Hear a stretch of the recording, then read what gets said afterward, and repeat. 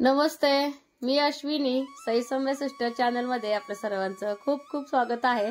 काचेची भरणी चांगलीच घेतली किचन मधली सध्या तरी, आणि ह्याच्यामध्ये मनी प्लांट लावलेला आहे मी. तर मनी प्लांटचं कसं असते बघा, ह्याला असं मुळीच पाहिजे असं काही नाही. एखादी थापी कट करून जर तुम्ही आणला आणि पाण्यात जर असं ठेवला, सावलीच्या ठिकाणी सुद्धा अगदी व्यवस्थित येतं. कुठे ठेवू मला काही कळेना, म्हटलं आता सध्या तरी किचन मध्येच ठेवते. आणि ही पेंटिंग बघा, हुबेहूब मला तर लांबून जर बघितलं अगदी असं पॉट ठेवल्यासारखंच भासवते. म्हटलं बाबा, लेकराने एवढं मेहनत घेऊन काढलेले, तर चला म्हटलं किचनमध्येच ठेवलेले. सकाळ सकाळी ह्या दोन गोष्टी बघून इतकं भारी मन प्रसन्न झालं ना, आणि एकदम फ्रेश. काम वगैरे सोडून ह्याच दोन गोष्टीकडे बघावं असं, आणि थोडंफार किचनचं लुक पण चेंज झाल्यासारखं वाटलं. तर म्हटलं हे पॉट पण ह्या म्हणजे आपलं जे मनी प्लांटचं आहे भरणी, तर इथेच ठेवावं म्हटलं. सध्या तरी छान दिसतंय अगदी. तर माहेरून येताना मी आणलेले बरंच असं मनी प्लांट पसरले तिथं. तर वहिनी म्हणाले की जाताना तुम्हाला पण थोड्याशा कांड्या घेऊन जा. तर बघू आता थोडंफार छान पसरलं का, तर चांगल्या ठिकाणी एका खिडकीत मी ठेवेन. स्वयंपाकाची सकाळ सकाळ तयारी चालू आहे. माहेरून येताना परत शेवग्याच्या शेंगा आणले. अण्णांचा एक हट्ट होता, चला म्हटलं आणूया. तर काही शेंगा माझ्या नंदेसाठी ठेवलेले आहेत, काही शेंगा मी दुसऱ्या माझ्या सासवांना देऊन आलेले, तर काही शेंगा मी घरामध्ये आपल्या बाहेरसाठी ठेवलेल्या. तर काल येताना आईनं दुकानातलं असं ब्रेड वगैरे बरं दिलेलं. म्हटलं चला, अगदी फ्रेश असं ब्रेड होते. तर सकाळी सगळ्यांना चहा आणि ब्रेड असा सकाळचा आमचा नाश्ता होता. बऱ्याच ताईंची खूप अशी कमेंट होती, तुम्ही मला हक्काने सांगा, तुम्ही माझ्या मोठ्या बहिणी आईसारखेच आहात. तर इथं बघा, नंदेसाठी बेसन लाडू केलेले. तर हे काय मी शूट केले नाही, कारण की काल सोलापूरवरनं आले ना, तर आईने निम्मी अर्धी तयारी केलेली होती, त्यामुळे काय शूट केलं नाही. अगदी घाईनं आईने सुद्धा बनवलेले आहेत हे लाडू. तर आई अगदी जात्यावरती भरडून केलेले आहेत. वाटतात की नाही विकतचे रवा लाडू, तर जात्यावरतीच साखर दळलेली आहे, जात्यावरती डाळ दळलेली आहे. आणि विशेष म्हणजे सई परीने सुद्धा लाडू वळायला मदत केली. तर हे चाललेत बघा आमच्या ननंदबाईकडे, जसं की बघा मकाची कणसं देण्यासाठी. तर जाता जाता लाडू वगैरे केलेले त्यांना देण्यासाठी. मग त्यासाठी मग शेवग्याच्या शेंगा, थोडी हरभरीची डाळ, तुरीची डाळ, असं काय काय एक आई म्हटल्यानंतर बघा जाईपर्यंत पिशवीत सामान घालायचं आपलं चालूच असते. डब्याची तयारी पण मुलांची तसं चालू आहे. अशा ताईंची अशी कमेंट होती की म्हणजे एकमेकांचं मंगळसूत्र अजिबात घालायचं नाही. मला काय या गोष्टीचा अजिबात राग आलं नाही. मी अगदी शांतपणे, अगदी निवांत, जसं की म्हणजे आता जशी माझ्या बहिणी मला सांगतात, जशी की माझी आई बहिणी मला सांगतात, तसं तुम्ही सांगता. तर बऱ्याच ठिकाणी बघा गाव पद्धती बदलले की रीतिरिवाज बदलतात. तर तसंच, तर काही ठिकाणी घालतात, काही ठिकाणी मंगळसूत्र घालत नाहीत. तर म्हणजे आमच्या इथं तरी घालतात, त्यामुळे मला काही इतकं वाटलं नाही. चला म्हटलं, आईनं नवीन बनवले तर गळ्यात कसं दिसतंय. एका ताईंची कमेंट होती, तर गळ्यात घालून, म्हणजे गळ्यात घालून का नाही, पण मंगळसूत्रमध्ये मन्या कसं दिसतात हे मला पाहायचं आहे. नक्की मंगळसूत्र कसं म्हणजे ओवलेलं आहे हे बघायचं होतं. म्हटलं चला आपण स्वतः घालून अगदी हक्कानं मी दाखवलेलं आहे, त्यामुळे मला कुठल्या गोष्टीचं काय राग आलं नाही. तर अशी पण कमेंट होती, ताई तू पापड तर बनवले पण तळून काय दाखवले नाही. म्हटलं चला, अगदी देखणे छान असं खुशखुशीत आपले पापड तयार झालेले आहेत. इतके सुंदर दिसायला तर देखणे झालेत ना, असं वाटते आणखीन तांदूळ परत भिजवावं, आणखीन करावं. तर सध्या तरी बघा पापड आपले भरपूर असे झालेले आहेत, भरपूर क्वांटिटीमध्ये बनवले, त्यामुळे भरपूर असे पापड झालेत. आणि वर्षभर हे पापड तळताना माझ्या आईची मला आठवण येणार आहे.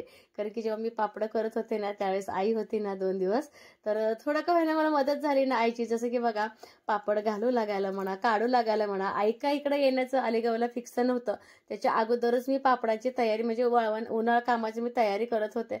तर नेमकं आई यायला आणि थोडीफार मदत, आणि म्हणजे त्या गोष्टीचं मला सारखं जाणीव होत राहणार. हा ताई होती जे काढताना वगैरे मुली म्हणजे मजा मस्ती, ते सगळं आठवणार आता मला. सध्या मकाची कणसं कोवळे आहेत ना, दररोज साईपरीला आम्हाला शिजवायचं काम चालू आहे. अगदी पौष्टिक असं आहे बरं का मक्याचं कणसं खाणं. लहान मुलांना म्हणा, म्हातार माणसांना, आपल्याला सुद्धा खाणं खूप चांगलं असतं. हे बघा अशा प्रकारे आपलं पापड तळून झालं. खाऊन सांगा मग कसं झालंय. एक नंबर दिसायला तर एक नंबर, चवीला आधी तुम्हालाच आहे नैवेद्य आधी. हा कुरम चवीला कसं लागते बरो यम्मी. सगळ्यांना सांगा कसं झालंय. छान झालं ना?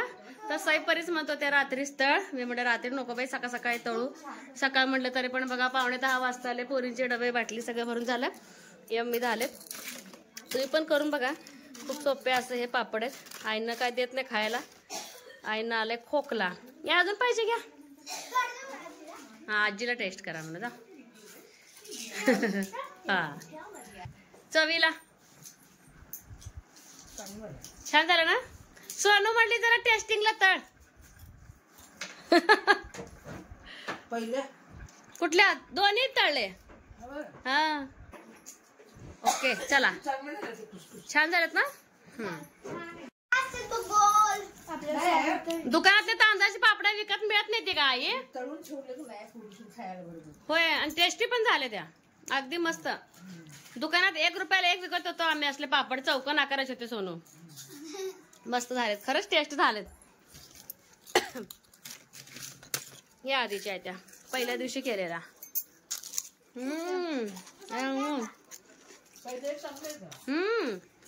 मस्त.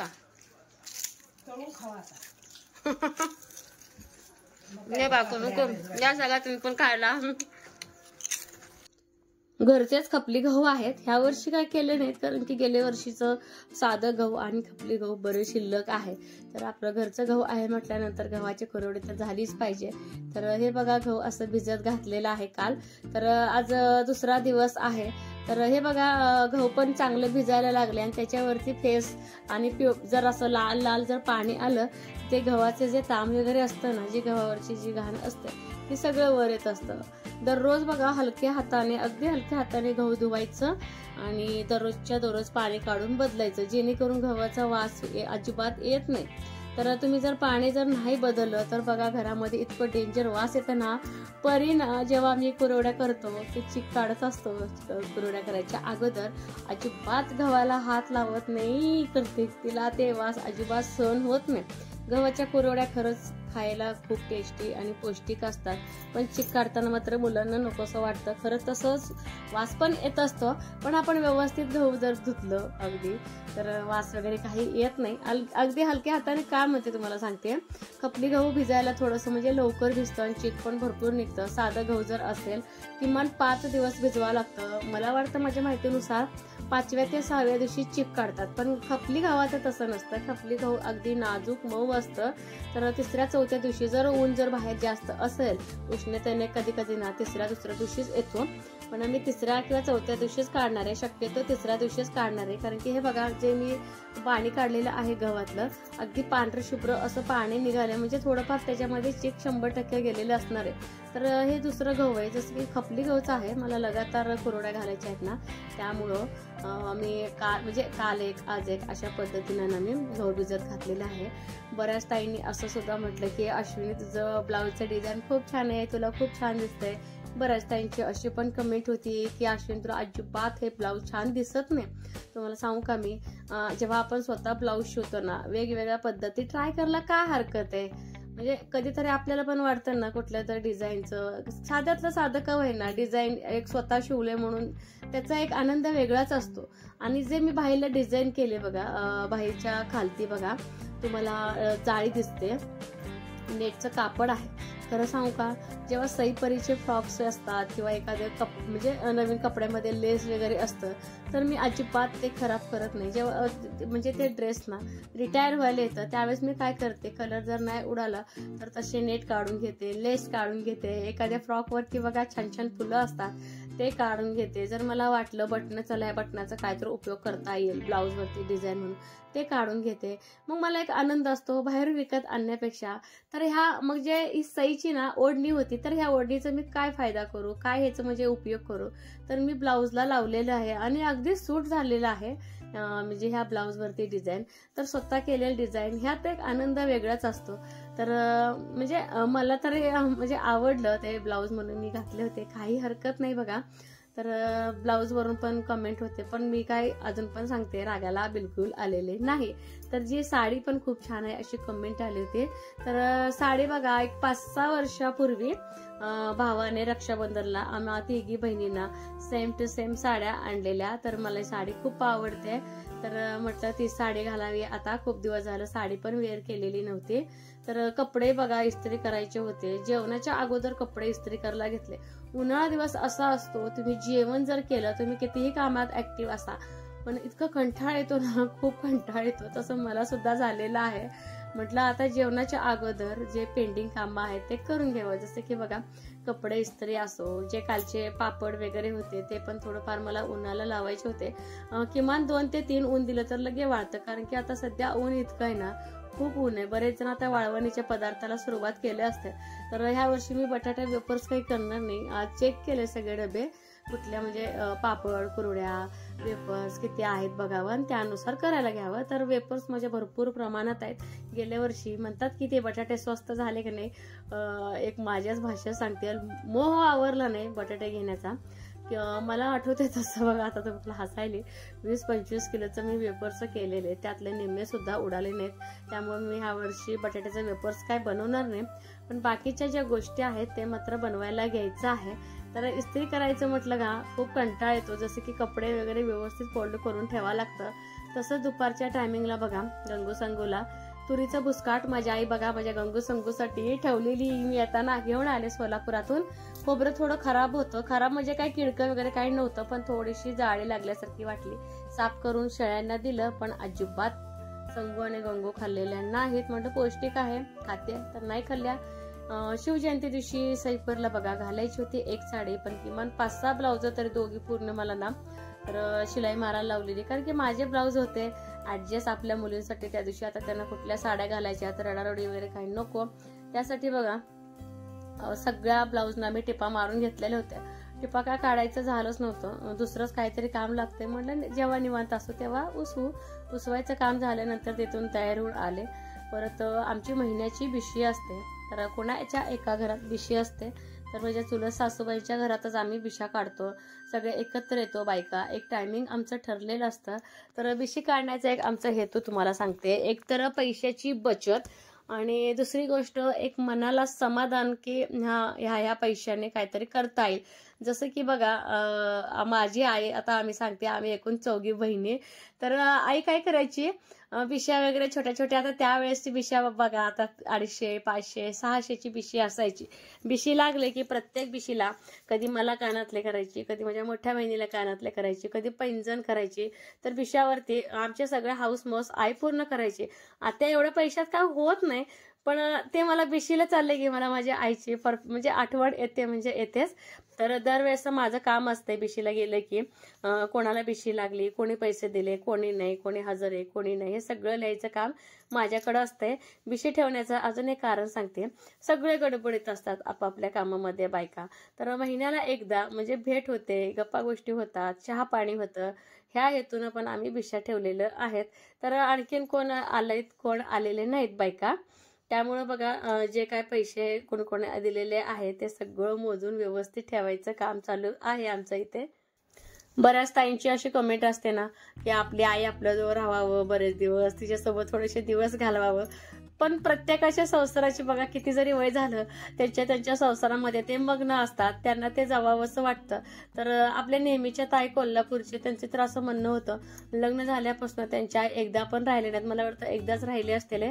तर माझ्या आईचं प्रॉब्लेम काय सांगते, माझी पण आई पहिल्यांदाच राहिलेली आहे.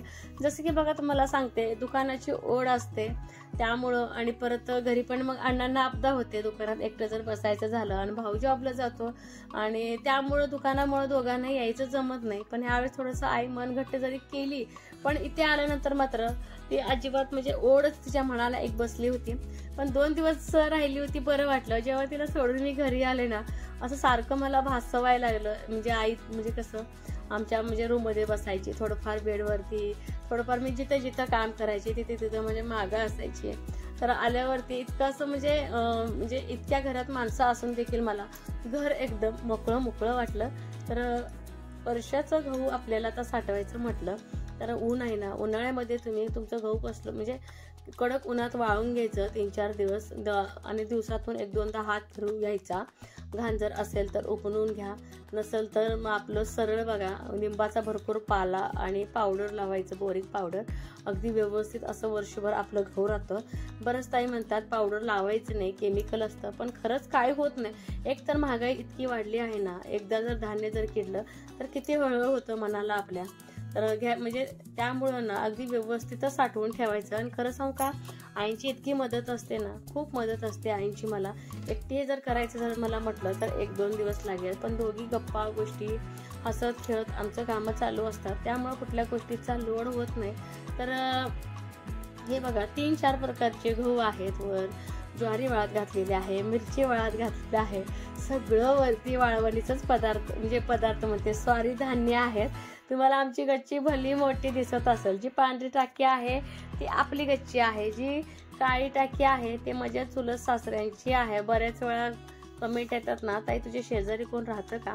बऱ्याच ताईंना माहिती झालं आहे माझ्या शेजारी कोण राहते. तर एकदा तर कमेंट आलेली, बापरे ह्यांची गच्ची किती मोठी आहे. तर हे सगळं टेरेस का आपलं नाहीये. जेव्हा घर बांधत होतो ना, दोघं एकत्र एकात बांधलेलं आहेत. आता जांभळाला पण भर खूप छान आलेला आहे, रामफळाला रामफळ लागलेलं आहे, चिक्कूला चिक्कू लागलेला आहेत. तुम्हाला चिक्कू दाखवायचे आहेत. चिक्कूचं इतकं नुकसान व्हायला लागले ना सध्या, का माहिती. झाडांना पाणी तर भरपूर देतोय, पण बरेच चिक्कू दररोज ना किमान 20-10 तर पडतात. इतकं नुकसान व्हायला लागलेलं आहे. तर ते तुम्हाला मला दाखवायचंच आहे. तर इथं बघा पावडर एकसारखं लावून चोळून घ्यायचं. आणि कणगेमध्ये आम्ही टाकत असतो गहू, आणि अजिबात पाऊस वारा काय लागत नाही. जितकं कणगेला उष्ण म्हणजे गरम ऊन लागेल ना, तितकं आपलं धान्य अगदी व्यवस्थित असं राहत असते. त्यामुळे आम्ही काय करतो, कणगीतच सगळं धान्य टाकत असतो. आणि दरवर्षी आपलं गहू ज्वारी सगळं असते. ह्या वर्षी आपण गहू वगैरे काही केलेले नाहीये. खपली गहू पण पिकवतो. किमान विकण्यापुरतं नाही तर खाण्यापुरतंच, कारण की विकायला हे अजिबात परवडत नाही. भुसार माल जसं ह्या वर्षी भरपूर शिल्लक आहे, त्यामुळं आपलं गहूचं आहे. त्यामुळे बघा हे बघा सगळं गोळा करून झालेलं आहे. आणि तिकडं आईंचं चाललंय बघा ज्वारी वगैरे सगळं गोळा करायचं.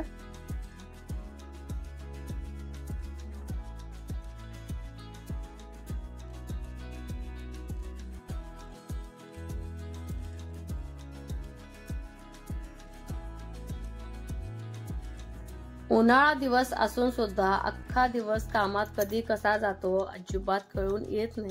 तर उन्हाला जे लावलं होतं ना आपले पापड, ते सगळं वाळून झालेले आहेत. तर इकडे बघा डब्यात भरायचं काम चालू आहे. दुपारी डबा स्वच्छ घासून घेतलेला होता, अगदी डबा मोठा आहे. तर नाही म्हणत 2.5-3 किलोच्या आपल्या पापड्या झालेल्या आहेत. पूर्ण डबा भरून ठेवून चाललंय. आणि येताना मी सोलापुरातनं मोठे मोठे भरणी आणलेले, तर कशाला तर उपयोगाला येतील. हे बघा असे पापड भरलेले आहेत. आणि काही पापड आणखी बरेच शिल्लक होते. आता म्हटलं आता ह्याचं करायचं तरी काय, ठेवायचं कुठं. आधी डबा पूर्ण छान पॅक करून घेतला, त्याच्यावरती कागद वगैरे लावून घेतलं, धुरळा वगैरे नको बसायला. आणि नंतर विचार केला, जे सोलापुरातून मी भरणी आणली होती ना, त्याच भरणीत मध्ये बघा असं जसं की बघा आता येणाऱ्या सणावाराला किंवा खायला म्हणजे वरच्या वर पापड घेता येईल ह्या बेतानं माझ्या भरणीमध्ये भरायचं चालू आहे. आणि भरणी पण मी स्वच्छ धुवून घेतलेली आहे. आणि हे बघा पापड पण इतके छान झालेले आहेत ना, एक उत्साह येतो. चांगलं झालं की करावं असं वाटतं, जर बिघडले तर खरंच मन लागत नाही. किती महागा मुलकाचं आपण सगळं साहित्य आणलेलं असतं, केलं तर अगदी व्यवस्थित व्हावं असं प्रत्येकाची इच्छा असते. गॅसवरतीच बटाट्याला फोडणी मारलेली आहे. तर मला सुकं बटाटा आणि भाकरी शेवया बनवायची आहेत.